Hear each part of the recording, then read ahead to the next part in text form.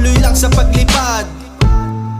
Di ka pwedeng kukupad-kupad, sipagan mo o kumadkad, malay mo ay matupad, bawat oras na sinasagad-sagad. Sa katayuan mo taglay, pilitin mo maglakbay hanggang makatawid ng tulay. Minsan mababaon ka pa sa hukay, ganyan talaga hamon ng buhay. Ang importante sa sarili mo, di ka bumibigay. Masdan mo ang kanyang ipininta, parang imahe ng sarili mong figura. Sa larawan at litrato mo ay makikita dalawang pagkatao na may nilikha.